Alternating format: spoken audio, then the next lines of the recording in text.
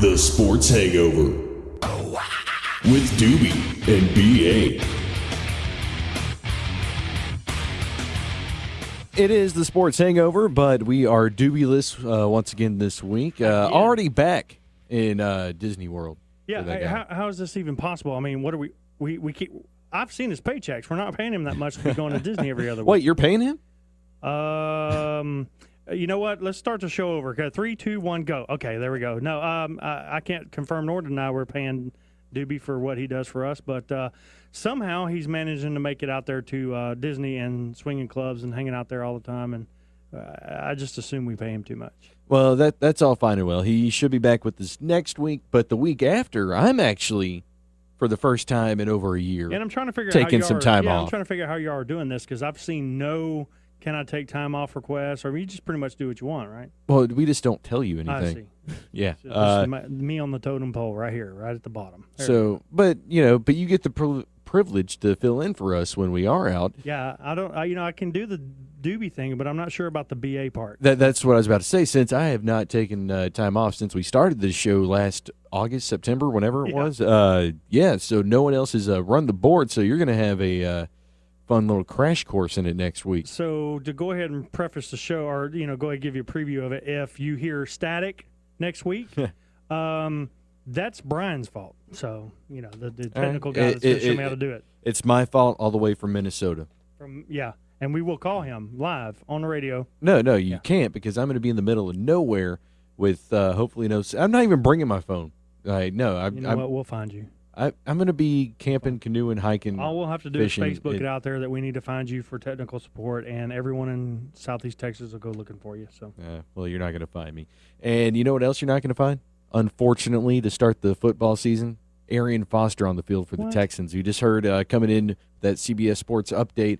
Arian Foster did sustain a groin injury. I believe it was either Sunday or Monday night in Texas training camp in their first fully padded practice. And it looks like he's going to be missing at least the first 6, possibly to 8 weeks of the season. Is that going to be an issue? I mean, you're the Texan fan. Yeah, it's going to be an issue. Saints right now, I might have a heart attack, but I don't care. Chris Barnes is with us from Silsbee.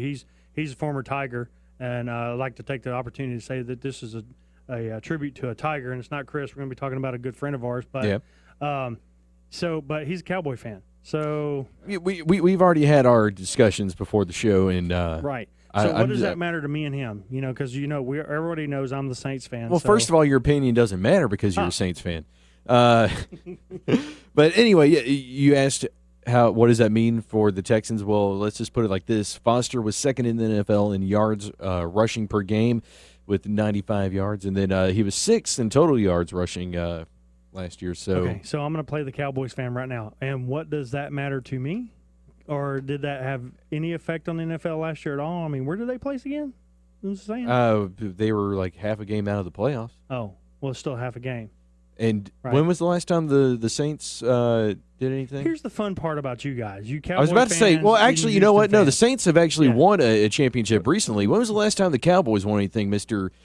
I'm playing a Cowboys fan right now. Devil's advocate. We're going to go. Okay, we'll do this volley. Okay, so I'm going to put on my Saints hat, and then I'm also going to put on my Doobie hat. All right. Which just kind of sounds funny. But anyway, so on the side of what a Cowboys fan would say is, first I'm going to put up like my hands, and I'm going to try to rub my ring across the mic, all the championship rings I got. It's kind of loud for the listeners. But as far as the Saints go, this is what's lovely about being a Saints fan. I was a fan as a loser, and I'm still a loser fan. So we when we lose, I'm an Astros fan. You don't have to tell me about being the fan of a loser. When we lose in the most beautiful fashion ever. Like come back from a 900-point deficit, get ahead by 3, and then give the ball to them with like 2 seconds and 1 yard to go, and let them win the game at that. Yeah. So hey, it's just the way it is. When we win big, and we win in grand fashion. When we lose the same way. So that's the glory of being a Saints fan. Like I told all y'all last year, while y'all were all sweating the playoffs and all that stuff, your drama could have quit as early as mine after the 16th game. So, boom. Get used to it. Join the Saints Nation, people. Florida lead. Boom. But speaking of team nations and their fans, Cowboy Nation, I'm not a big Facebook guy, and Cowboys fans want to make me be even less of a Facebook guy. I saw this meme the other day. Here we go. Very good friend of mine posted it. I was very disappointed in him. Because he's been not only posting Cowboys stuff, he's also been hating on the Texans quite a bit too on Facebook for no reason. Just, because he feels like doing it. But anyway, he posted this meme. It was Tony Romo saying all his stats, like top-rated quarterback in the NFL history, first one to reach whatever, blah, blah, blah. All this great historical stats for Tony Romo, which is great. And he said, that's my quarterback. How many rings does your quarterback have? And then I know his argument is going to be, well, it's not his fault. It's a team sport. Blah blah blah blah blah. All right. Well, how many rings has your team got? So just wow. You know what? See this again, Chris. I'm looking over at you. This is why I'm a Saints fan. Oh yeah, I forgot we had a Cowboys fan in here that could obviously whoop me up real bad. So. While y'all are all memeing each other on Facebook, Texans hating on the Cowboys, blah blah blah. There's the rest of us in the world that are actually good, loyal fans that don't get wrapped up into that kind of business. Although, because you have nothing to get wrapped up into. We are doing a tribute show to a former Silsbee Tiger that we lost last week by the name of Tony Dill, and we love him dearly. But there is one thing I want to talk about is his he could have went Saints, but for some reason he was a Steeler fan. So that hurts everybody. That is pretty rough. Yeah, Chris shaking his head over there. So I'm going to talk to his mom and ask him how that happened. So and that's for me and her to talk about. But wonderful, beautiful man, and in the next segment we'll really dig into his life and how wonderful he was and what impact he had on my life and as well as other players and the people of Silsbee.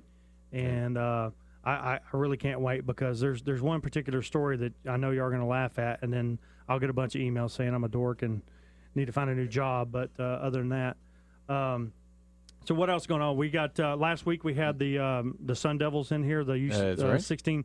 I keep saying U16. They make fun of me. The 16U, which means they're all under 16 years old. The girls softball team, their select team.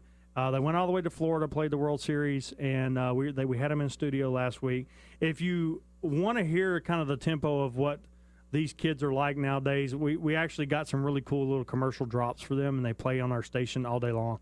So if you want a good laugh and hear how good attitudes these kids have, listen to our station throughout the day and listen to those drops. They're hilarious. I mean, some of them are just they're just off the wall, and it's the superior attitude these kids have. They're and they seem like great kids too. Because when I asked if we had any Taylor Swift fans in the room, they all booed. Yeah, so I look forward to I think the future's going to be great. Yeah, well, you ask a 10-year-old squad.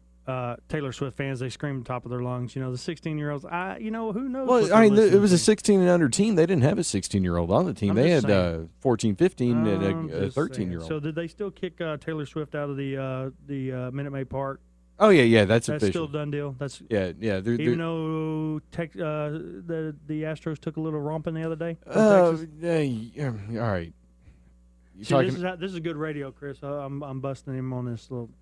He was riding a high horse the other day, and it was pretty bad. Here's the thing about the Astros. They're not good. They're very lucky this year, and they have some great talent on the team. Don't get me wrong, some great young talent, and some pieces here and there, but they need some marinating time. They need some seasoning, they've been seasoning for like 25 years now, since they tore the dome down. Well, they haven't torn the dome down, but since they moved from the dome. Well, that was 15 years ago. Do you need? Well, every year's a new year, Mike. I guess so. But anyway, this comes from someone who can, barely swing a bat, talking trash about it. Yeah. So anyway, I apologize, Astros fan. They did have a great week last week. They swept the Angels. That put them back in first, and then the Angels in turn got swept by the Dodgers, and the Astros took 2 of 3 from Arizona. So that put them up 3 games. 3 games over the Angels. Then Houston went to Arlington to face the Rangers. And their rookie phenom pitcher, who's been exceptional. Lance McCullers has been great. Lance McCullers Jr., excuse me. And let's just say it wasn't his night Monday night. Got one out, gave up 6 runs. Did not get out of the first inning. So he only pitched a third of an inning, gave up 6 earned runs, and they pulled him. But consequently, I can't talk. Yeah, that's a big word. Yeah. We're going to table they've optioned McCullers down to Double-A, Corpus Christi. And I'm pretty sure the reason they did that was to give him a break, give him a rest. Because obviously, and they've said this ever since they brought him up earlier this year. You know what they call that in the civilian world, right? You're fired. No. This is a temporary move at best.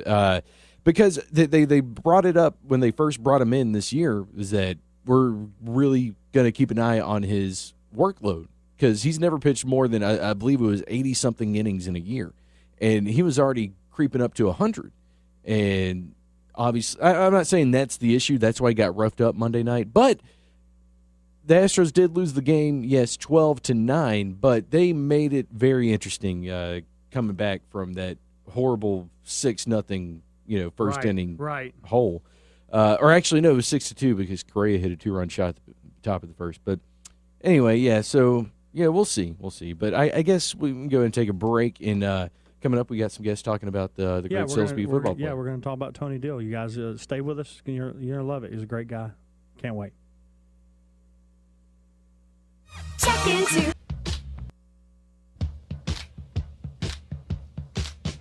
Back to the Sports Hangover on AM 1450, 1510 Sports Radio Beaumont. Thanks for joining us tonight. A special tribute to a dear friend of ours that we lost, fellow Tiger. Everybody knows that I'm a Silsbee Tiger, and I've got a Tiger here, and I got a Tiger come up the street. I got Tigers coming from everywhere, you guys. And so this segment of the show and a little bit of the next, we're going to kind of reminisce about a player and basically someone I admired as a kid growing up. One of the reasons I'm the person I am today, I know you guys can't see me or anything, but I used to be the skinny little kid that all these guys used to smack around a little bit, and and of course I'm pretending like they beat me up, but they really did take care of me and bring me along. It's pretty much this is a tribute to a gentleman by the name of Antoine Dill. We known to all of us as Tony Dill, and again, a lot of the listeners that are out there don't know a whole lot about the history of the Silsbee Tiger athletic program. But if anybody is anybody, they know that Silsbee's always been in the running for just about every sport since its history, starting in the early and late 20s. So looking through the history of it, there's a lot of things that go on. But kind of give you a little brief history about Tony. Tony was one of those athletes that everyone looked up to, even the older athletes. I've got Chris Barnes here with me that he was ahead of us in school and brought Tony along a little bit, and Tony kind of brought them along, showing his worth and standing them up. But Tony is track star, football star, one of the best running backs in the history of the Tiger program, as well as got picked up by Kilgore College by one of our affectionate and coaches that we all love around here and still coaching in the area. Coach Ray Woodard was coaching with Kilgore back in the day and actually signed Tony Dill and Adrian Arline when we were kids. And Coach couldn't be here with us tonight. He actually was one of the first people that spoke up when he heard of Tony's passing, and sent me some really cool pictures of them when he signed them and whatnot. And it's kind of funny. Coach had all dark black hair back in the day. He was still 7'9", so he hasn't gotten any shorter, any taller. But I can tell you his hair's changed a couple of shades. But I will say that he wanted to be here, and they actually have something going on at Buffalo Wild Wings now with meet and greets with his new team. And one of the things he did say was Tony Dill was probably the easiest player he's ever had to coach and one of the most talented. So in tribute to Tony, he wanted us to say that, and I think that Ray would really appreciate the fact that Tony's being honored in such a manner. But kind of go through the history of why we thought about doing this. Tony passed last Thursday, and the ironic thing about that is just about 4 days before that, gentleman from school we went to school with that was ahead of us by the name of Curtis Buckley, and some of the people will remember that name. Curtis was another famous Silsbee Tiger that went on to play professional ball, college ball, and professional. Started kind of like a little thread, huh, Chris? He just started a thread talking about back in the day how we played, and what I found interesting about it is all of the names that just blurted out of that thread. I mean, I'm holding in my hand 41, 42 pages of this Facebook thread.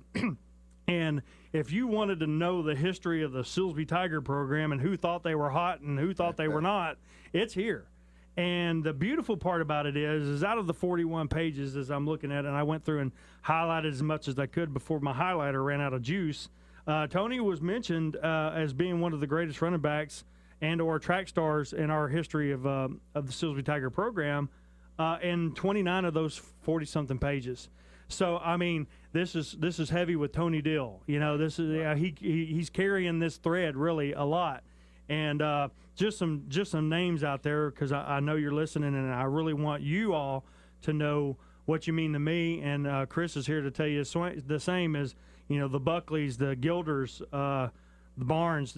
Both Chris is here and his brother Mondez, Harold, that I played ball with. Foster, he's somewhere driving in Beaumont right now on his way up here. He's always late. So, yeah, Chris says he's late. Doss, Carter, Howard, Stanton, Skipper, McGrew, Tatum, McLaughlin, Adrian Arline and them, Wilson, and of course, the Henrys. Chris, could you and that just came from our little snippet, our little window of school. Right. I mean, wow. When I talk to friends and stuff, I throw out those names and go, yeah, you know what I mean? I was with those guys. Yeah, I was I was the kid that was as thin as this paper. But I always kind of was proud to know those names and be able to say I got to at least hold the towels on the field for you guys. So that was really cool, So just, kind of tell me a little bit how you watched us coming up and what you saw and what y'all did to Tony. Well, in Silsbee tradition, the freshmen going into high school athletes, those are the ones that kind of get ragged on a lot. So there was always a couple of guys that stand out a little before, from his other classmates or teammates. So, of course, during my time, the great year of 1988. Well, back when we were kids. Tony was a freshman. He was a freshman on that freshman football team. So he was that guy that all of us, older guys looked at. When y'all was on that little small field, we called it the dummy field. Yeah, the dummy field. I remember that. And, another name that they gave us was bring your rag doll over to the bigger field. And, Yeah. So. Yeah, but he was always that guy. We couldn't afford real tackling dummies in Silsbee back then, folks, so they used real humans, So the freshman class was the tackling dummies. So go ahead, Chris. I'm sorry. But he was that guy that I remember. We were talking earlier. I remember when Coach brought him up for that dummy offense, and he was that guy that he had the Buckleys and the Allens and all of these guys was constantly beating him up. Yeah, running him over. Running him over. I mean, throwing him all over the place, but he kept getting up. Kind of like one of those Bobo dolls, you punch it, it goes down, it comes right back up in your face. Right. And I remember that because as the other group, we were like the little lions, and we're watching. Oh man, they got one. Oh man, they got one. But to watch him be able to handle the licks and take the licks, and then it just his resilience was what made all of us like, hey, all right, maybe I can handle that big group until we get there. And of course, it's a different story for us. But Tony, he always had been an athlete. I didn't mention this earlier, but he did boxing. He was a boxer as well. Yeah, then that makes perfect. Yeah, makes perfect sense. Yeah, he was a tough kid. Yeah, we were on that same boxing team as well, and I was one of the older guys, and our coach Lee Wheeler. Oh yeah, coach at the time, and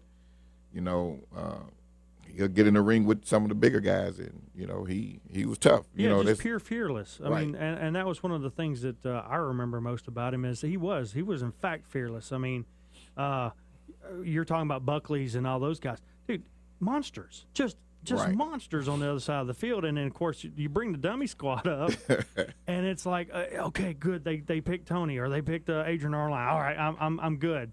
And then, of course, the coach is looking in the back of the crowd and go, come here, Langley. Right. Yeah, come here, get up here.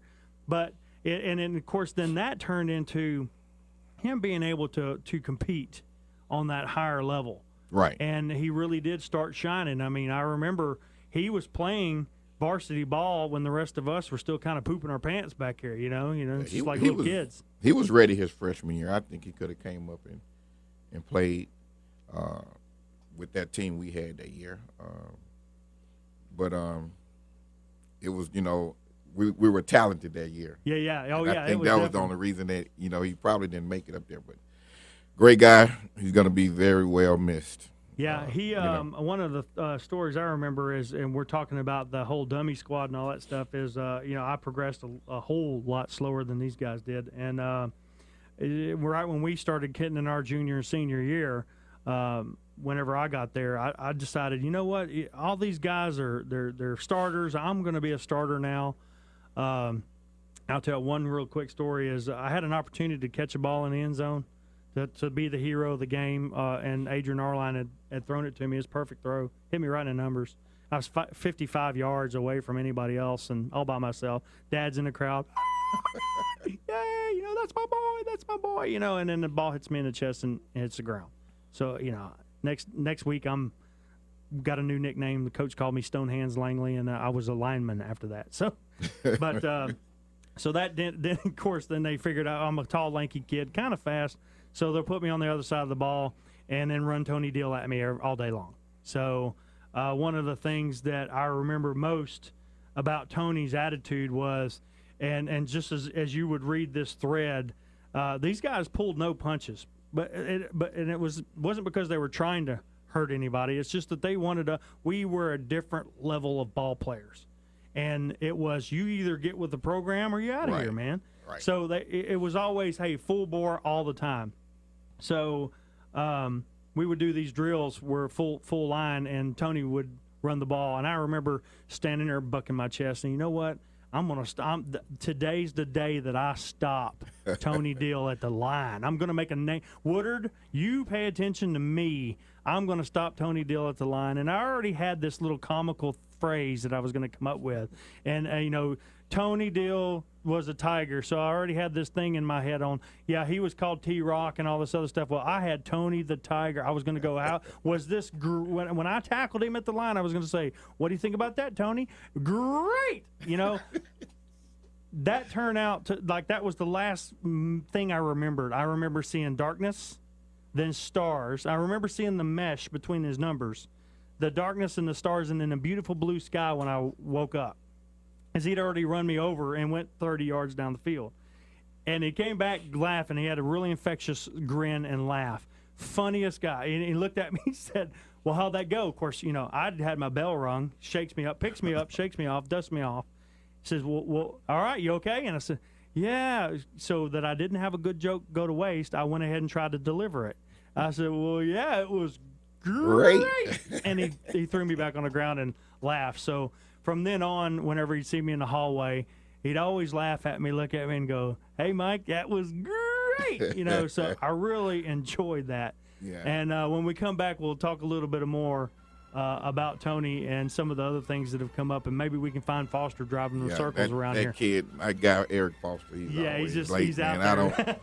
I don't know what to say about it. He's been like that for at least 20 years. Stay tuned, AM 1450, 1510, KIKR.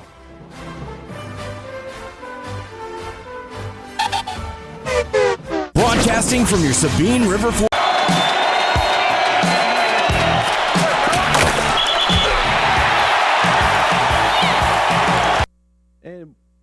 And welcome back into the Sports Hangover. This segment brought to you by Beaumont Emergency Center, now open 24/7 on the corner of College and I-10. You can give them a call at 4004. They are the first of their kind in Beaumont. They can help you out big time. Treat any illness or injury. You're going to receive prompt attention by a physician. Nice individualized care for children of all ages, and they hook you up with private exam rooms with direct nursing evaluation, on-site lab services, x-ray, CT, and bedside ultrasound. And they're really great over there. They have a welcoming reception area with a nice front desk personnel, comfortable waiting area with drinks, snacks, and a flat-screen LED TV. And the great thing is you're going to be quickly seen by the physician within minutes upon your arrival at the facility, and you have that nice, quiet environment to provide expedited and excellent care. It's all over at Beaumont Emergency Center. They're now open 24/7 on the corner of College and I-10, 840-4004. They are the first of their kind in Beaumont. Now back to the show. Yeah, just kind of following up. Foster decided to finally show up to the show. So, yeah, he's walked up. So we're going to split a mic over there between Chris and Foster. So y'all just speak up in it. And basically, we were kind of running down a little bit of Tony's life before we went to the break. And I understood that there may be something you wanted to say to him back in the day. I think he wore your number or something like that at one point. There was an issue with that, Foster? I want them to know it was One Truth number 25. The One Truth number 25, and it was Tony Dill. That's It right. was Eric Foster. Eric Foster, okay. Because I hear it differently, Eric. I hear it differently. I hear that, Tony basically gave you a run, no pun intended, for your money. Well, I wore it first. Yeah. So there you have it, folks. If you wear it first, it needs to be retired to that person first. That's correct. I was telling a quick little anecdote earlier about something that I was always the comedian, wanted to be like my dad, but I weighed all but of 102 pounds. And Chris was talking about how the coaches used to blood us in, for the lack of better terms, get us up, the little guys from freshman class against you seniors and juniors. And we were talking about how Tony would they brought him up kind of early for the dummy squad, and that y'all basically would run over him, and he just bounced back. You couldn't keep him down, and then how fast he came along with that. When you watched him coming up, was there anything particular or any story you want to share with us about how you saw him basically taking your number from you?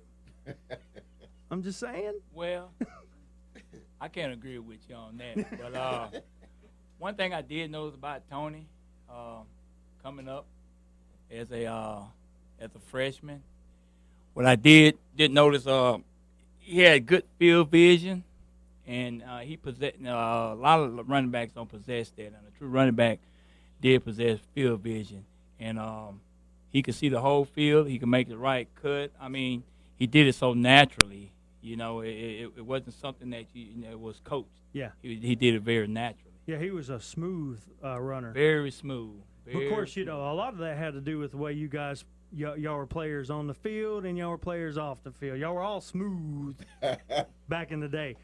We were joking about that earlier, talk about, hey, if you wanted to look suave and you want to be smooth, you need to watch what these guys were doing. That's correct. Especially 1988 class, there we go. We were the smoothest. Yeah, they're smoother than smooth. And this, folks, is the same line of trash talk that went on Curtis Buckley's page. I was telling everybody earlier, I'm holding 42 pages of a bunch of Silsbee Tiger trash talk on here, and what players were what year was the best. Of course, I'm partial to the 90-91 years. When we had the what I call the dad, the Doss, the R-line, and the Dill. So I'm just saying. That's where I'm kind of heading, and instead of just doing it on Facebook, see, I got y'all trapped right now. So I can say I'm broadcasting to 9 million people right now. So 91, is that what you said? 91 was the best year with Tony Dill? 88. Number 25? Any way you look at it, 88 is 88. Whether you're looking down on it or up on it. That's correct. 88. When you talk about some of those players that come through Silsbee, I mention it, and I say it all the time. You can't just mention one or two guys, because there were so many. And when you start talking about running backs coming out of Silsbee, that's what we did. That's what Silsbee were for the longest, a running team. So there are so many. There were so many people, and for that thread that Curtis put up there, and Tony was mentioned so many times in there. You know, that shows you or tells a person who didn't know it. You know, he's right. that type of back.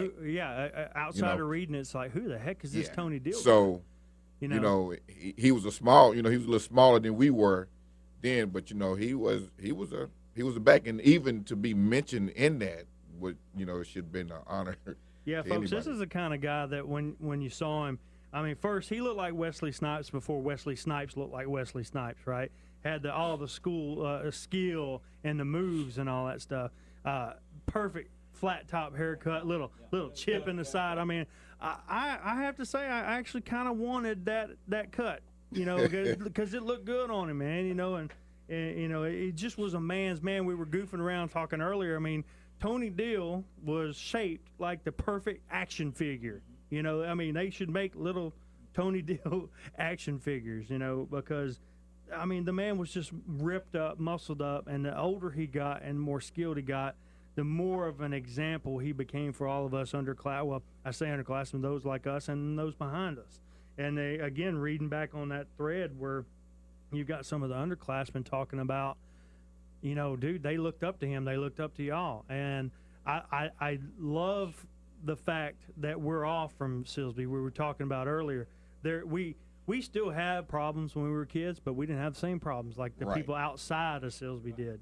So of course I am partial. I'm a Silsbee kid, but it's just the way we were all raised. We didn't pansy each other. We hey man, you want to be better? I'm fixing to stick it to you. I'm fixing to walk over you. And Tony was that kind of guy, the type that would look at you and go, okay, if you want to be better, you're gonna have to stick it out. And so he led by example all the time. But I know there's got to be that one thing y'all saw him do that was just hilarious. That besides the fact, and we did kind of uncover this a little bit, scratch the top, that he ended up, and I don't know how this happened, but he ended up being a Steelers fan. How did that happen? I mean, where did y'all go wrong in y'all bringing him up? That didn't have anything to do with us. I don't understand how a person could be. You know what? 88. From Texas. No matter how you look at it, it's y'all's fault. Maybe with some hard hits to the head or something. I don't know. I mean, maybe we could take credit for that, but I don't know. I'm a Dallas Cowboy fan. You see, there you go. For life. Yeah. For life. Yeah. All these Cowboy fans. See, everybody already knew I was screwed up. I was going Saints one way or another. But, and talking with his mother last couple of days and listen how well she's taken it. We were talking earlier, it's a traumatic thing to lose one of your youngins. And Tony had gotten sick early on. Tony had a career that could have been NFL, the name that we would have known with the Dorsetts or with the Walkers and all those players. That's how I see him coming up, and the way the coaches have been reaching out to me, talking about how just like you said, the man had a way and understood how the field developed in front of him and how to get around it, and how to play ball. And that went on the track too. I mean, he was a track and field star. I mean, everything. But in talking with his mother, I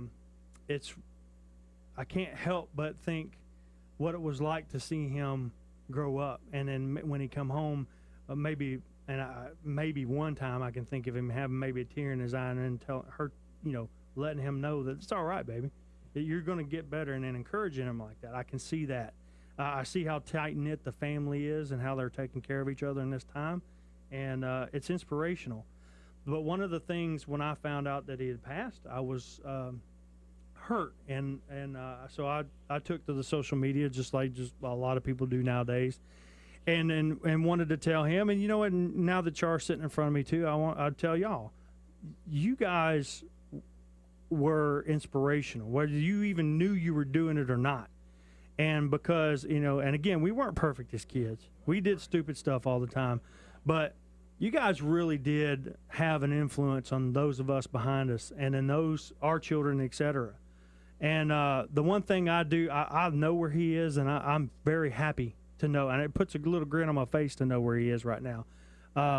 But to look back and see him develop, and for me not to reach out to him as an adult and say, Tony, you know what? Guess what, man? I idolized you as a kid in school. I actually used to emanate, when I was in the military, I'm like, I'm putting my deal on. I'm putting my working out, putting my deal on. If I got to go back and play ball today, when I was in the military, it's like I could hang with them all.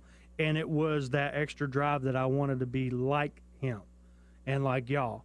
But knowing now that he's been sick as long as he has, and how no one it's a surprise to me, surprised a lot of people, and how he didn't complain. It didn't seem like he even really wanted anybody to know. He wasn't a shy person or wasn't a ashamed person, but he was strong, just strong. And to know that he went all this time, and it was one of those deals where we were all shocked to know it. I'm telling you guys right now in front of you, I've never wanted to be more like a person in my entire life than I do right now.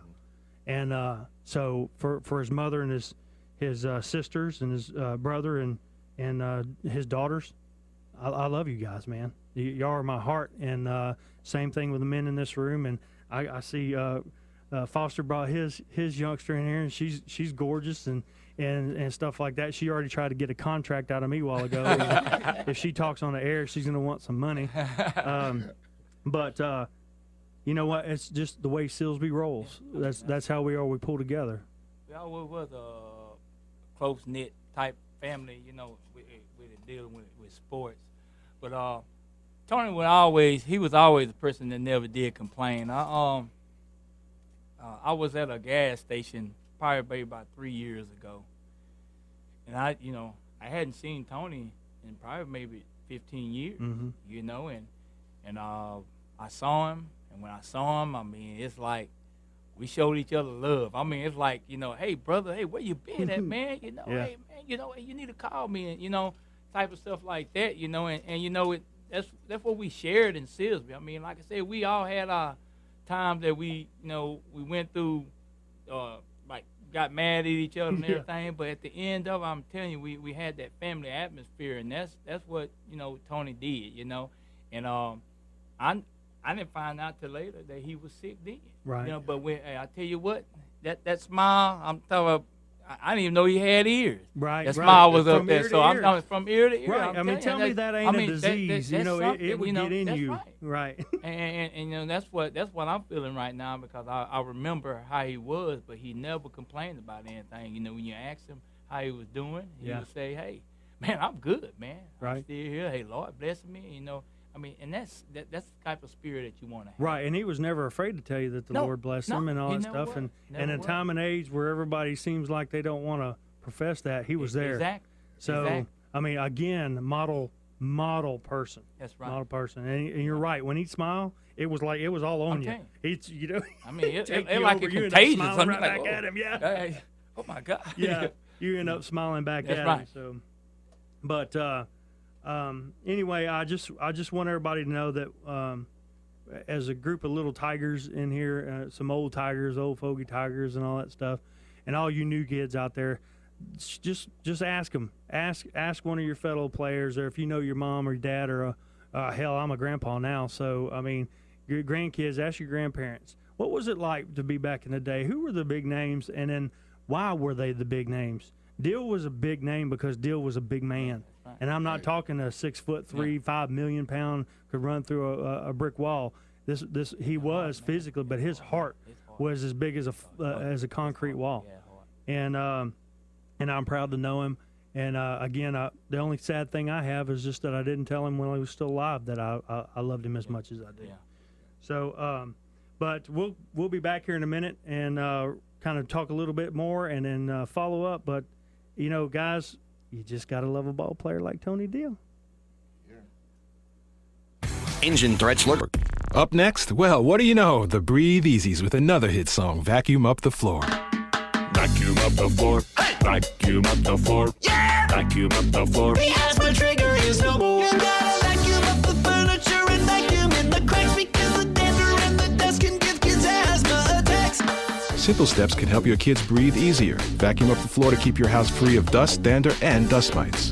For more Breathe Easy tips to help stop asthma attacks, go to noattacks.org. Brought to you by the EPA and the Ad Council.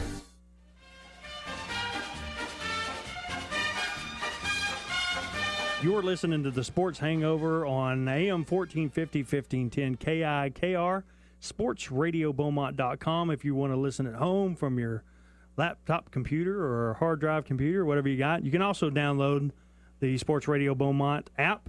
It's free of charge when you want to hear this thing crystal clear if you happen to be getting outside of our listening area. The reason for the 1450, 1510 is one is a little smaller signal, another one's pretty big signal. So tune into 1510 if you start getting a little scratchy getting outside of the Beaumont area.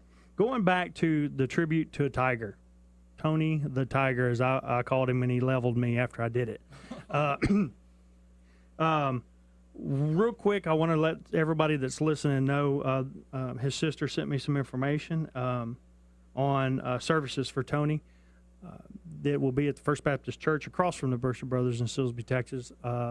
Viewing starts at 9, then the service is at 11. I believe that they're going to take him to his family plot there in Town Bluff, so a little bit of a traveling deal. So if you would, show the family some support. Come out there. I know I'll be there, giving out as many hugs as I can. I think I got quite a few stored up. I believe I can pass a few around. I'm looking at Chris and Mr. Foster over there just grinning from ear to ear. They got little hugs ready for them, too. So, but back to, we were talking during the break about Curtis Buckley's Facebook extravaganza thing that ended up being a small book that I think I'm going to see if I can't get copyrights to and publish.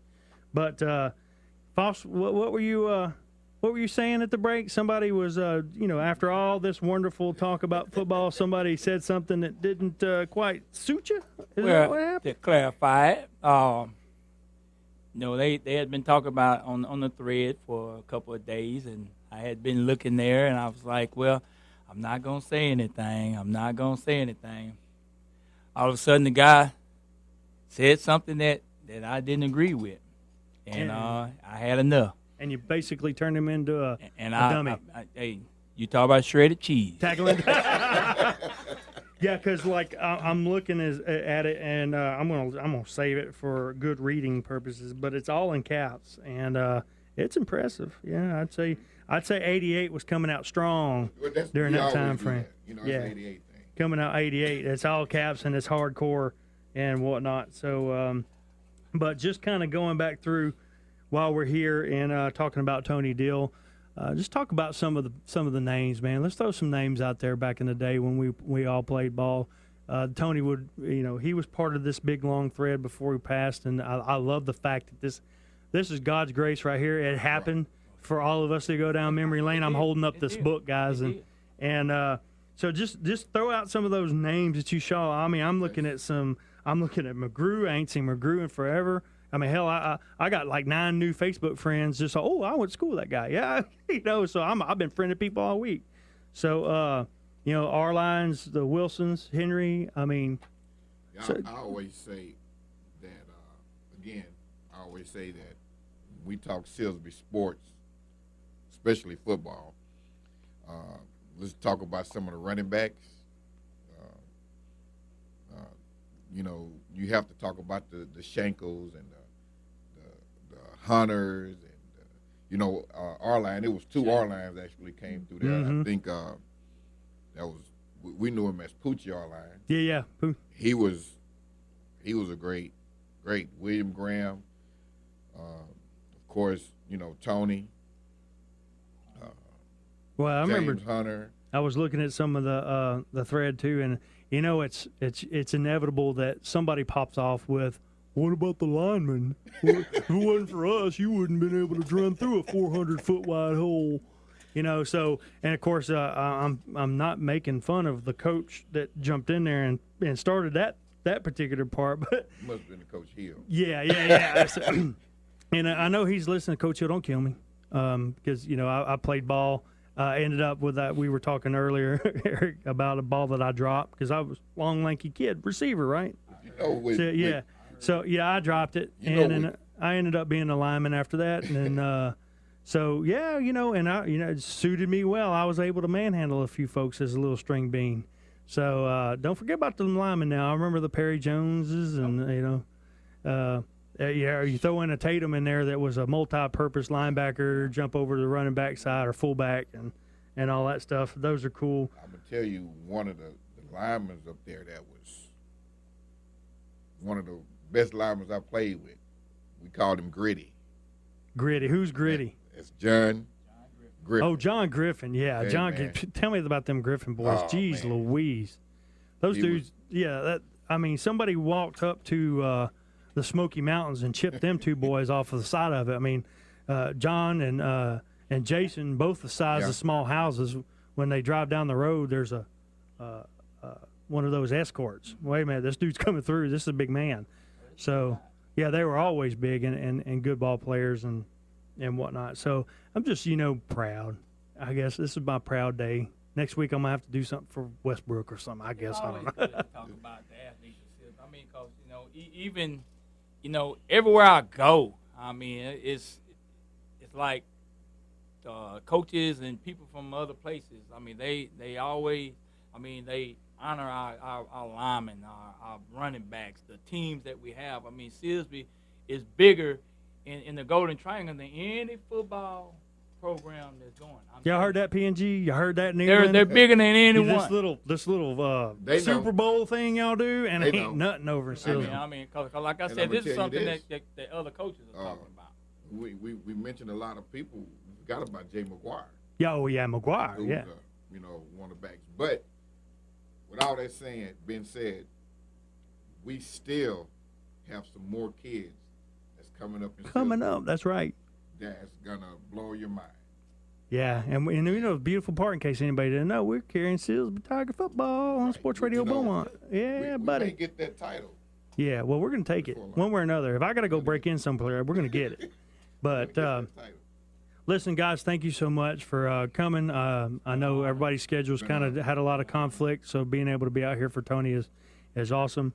For the family, for my family, to everyone else in Silsbee, we lost a good man, but we will not forget this good man. We'll live by his example and moving on into life, and I can't wait to see his kids grow up and what they do with their lives and the rest of the family and his sisters and whatnot. So if anything, whenever we lose one, we gain a bunch of new family members. Right. So and family members I didn't even know I had yet. So and that's the way we are, and we love you and we're praying for you and hope everything works out for you. If you need anything from me or any of these men here, I'm sure all you got to do is call. Just call. All right. That'll do it for us for Sports Radio Beaumont, AM 1450, 1510, KIKR, and the Sports Hangover. Do be back next week. Brian gone. What? Whatever will we do? Thank y'all. Good night.